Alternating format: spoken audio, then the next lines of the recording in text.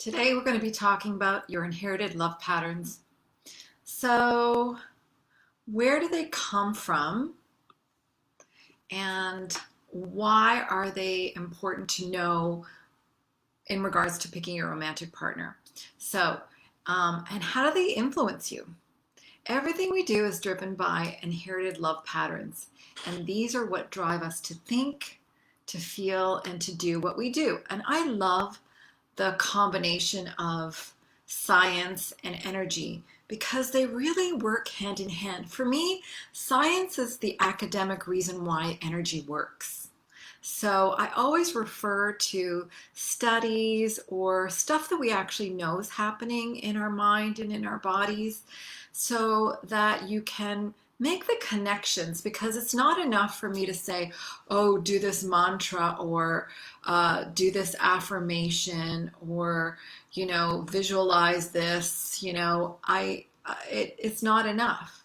I need you to understand why you have to do these things and why shifting your energy around the behaviors that you're predestined or pre-programmed with and why you're doing it so that you can change those things, right? So today we're talking about inherited love patterns. I love this topic because it really drives everything.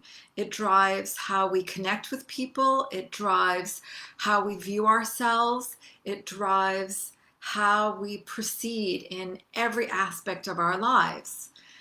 So, just to go a little further, I want to first explain exactly what I mean by inherited love patterns. Of course, inherited means our experiences, but also our genetic inheritance. So first of all, our experiences around love and romance first come from our parents, of course, because they show us what love is. They teach us how to love, or they teach us how not to love. So the behaviors that are learned come from our parents, and then they're reinforced when we pick our different romantic partners throughout our lives, right? But before that even happens, we have a genetic predisposition for picking somebody in particular. And genetically, of course, we have genetic traits that are really obvious and visual as to what what is inherited. So you could have your grandmother's eyes, you could have her hair, her height, her academic acuity, her propensity to be athletic. All of those things are well documented and studied. Of course, we know this because science says that we are 99.9% genetically identical. So that's what scientists really studied for a long time. And they disregarded the 0.1% variance, which they believe to be really insignificant, because who cares about that 0.1% when we know 99.9% of us, we all have arms, we all have legs, we all have fingers, we all have hair, like that. The big stuff, right? The visual, obvious stuff is part of our genetic inheritance. But in modern scientific circles, we understand that this is where our uniqueness is shown.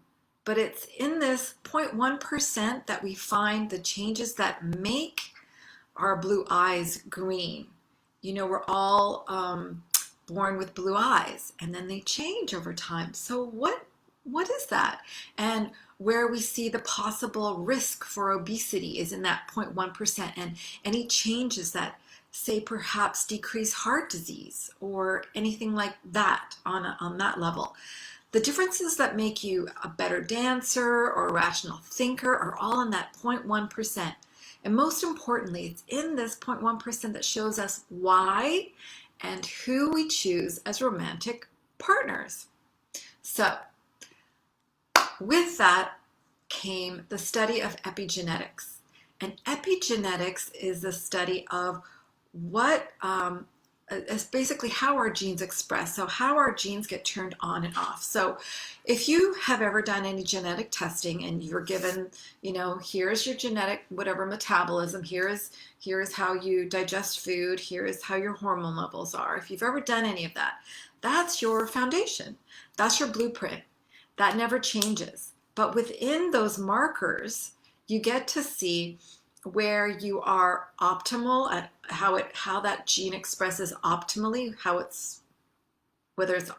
expresses, whether it's optimal or suboptimal or sort of medium optimal sort of expression. And with the study of epigenetics, what we now know is that what turns the genes on and off are these microRNA markers. So if the environment is right, these RNA markers then basically attach to the gene and turn them on or off, or allow them to express in a certain way.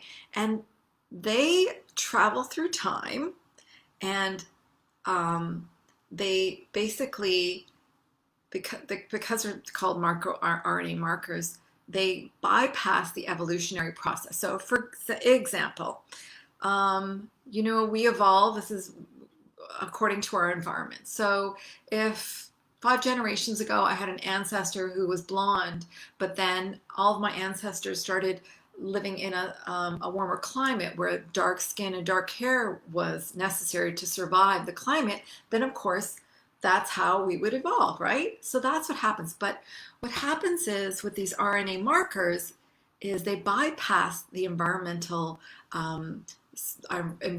causes or triggers that change the DNA. So basically they sneak past the evolutionary process. So and then all of a sudden, generations later, they will express a certain way that doesn't make sense in our modern time or in our current reality. So for example, I'm going to give you an example according to me. So I have this suboptimal FTO gene.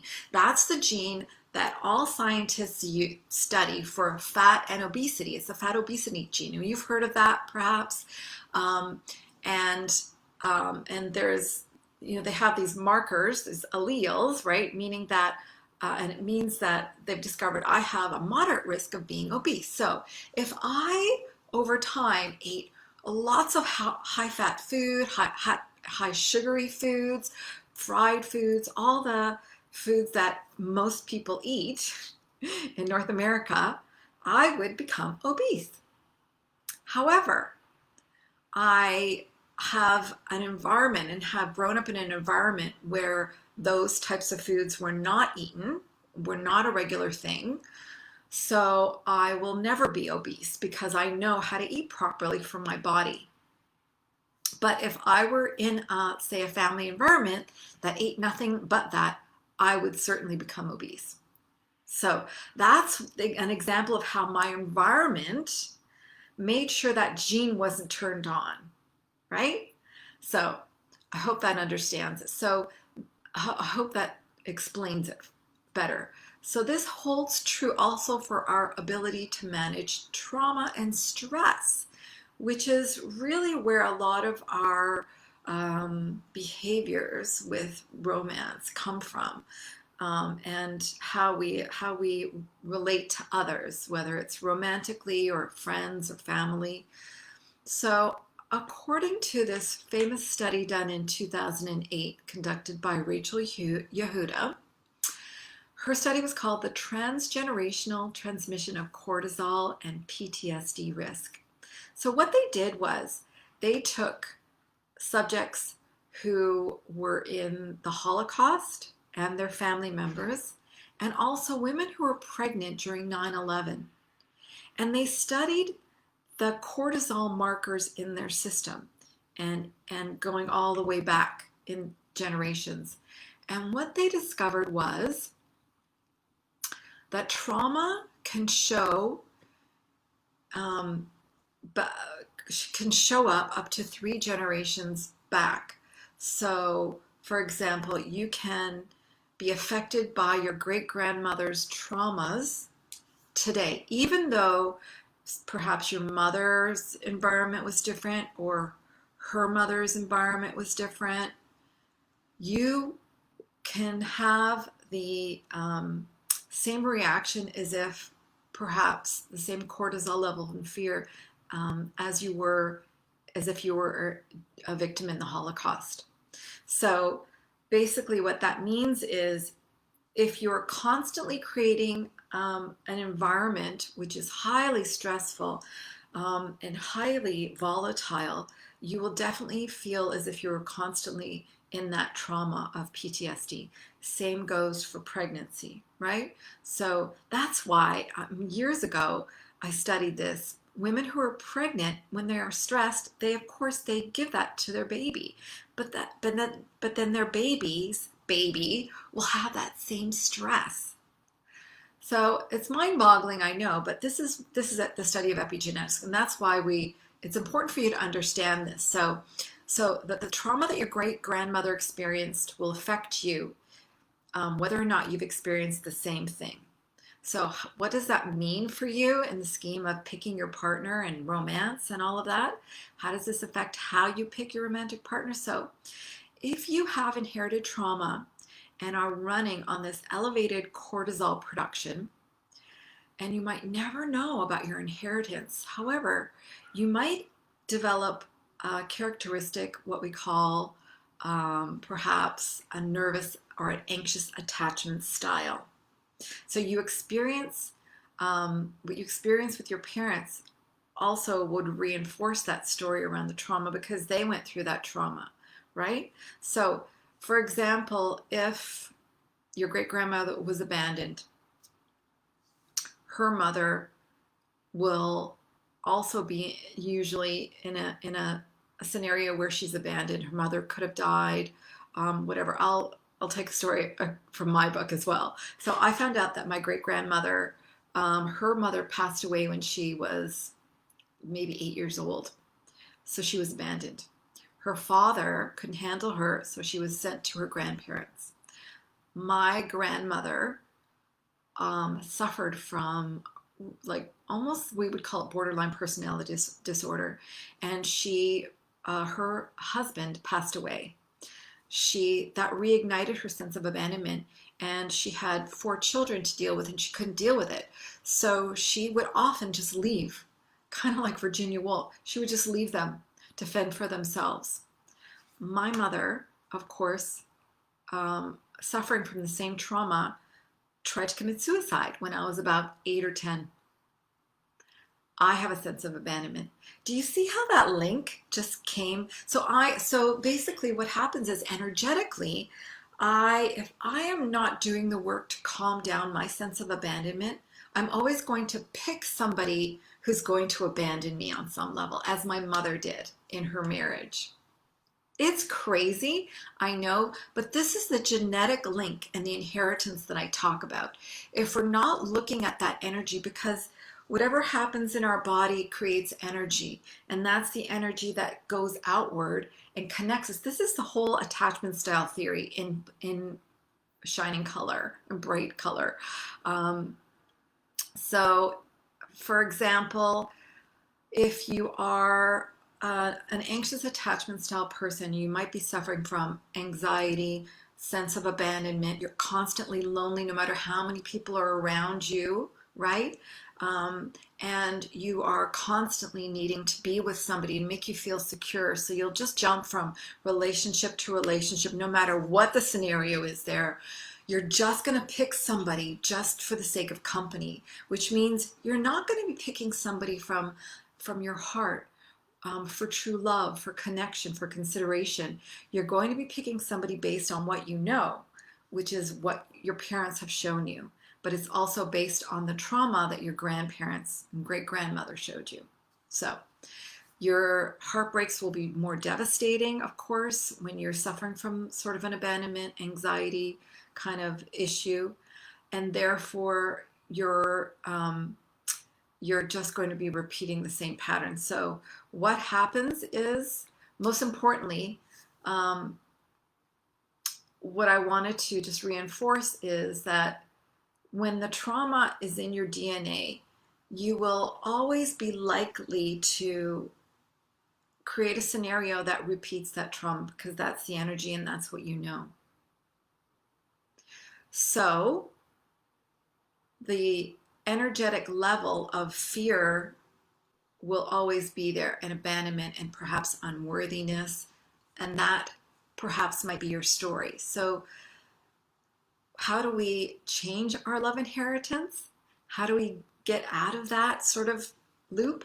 Because when we feel this way on this unconscious level, we create habits around it. So as I mentioned, you're just going to repeat these habits of picking bad partners just for the sake of being not being lonely, or you're always going to pick somebody who's going to treat you as if you're not worth it if you are suffering from an unworthiness type of story around your connection, right? So it becomes a habit. So our DNA kind of signals this is what we should do. Our environment and our parents and our partners reinforce it. So then we repeat and repeat and repeat. How do we change this?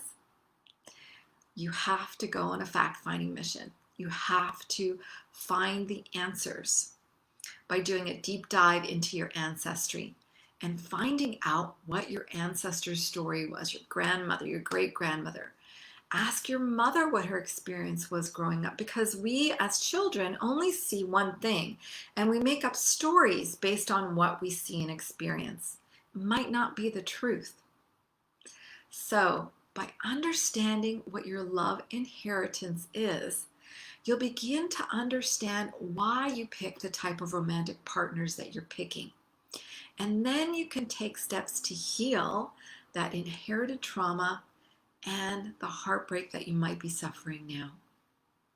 So just to recap, we all have inherited traumas that we aren't aware of. This is unconscious. It's our programming. It's our foundational kind of story around it. The first step is to become aware of your inherited love patterns and discover the stories around them from your parents, your grandparents, ask uncles and aunts. And then when you get the story, you're going to be able to understand why it is the way it is for you in your romance, and you're going to be able to start the healing process. So, thank you so much for joining me. I hope this was useful to you. And remember, it's all about the energy. It's all about the energy and changing our habits around it. So good luck on your fact-finding mission. I'll see you again next week. Bye.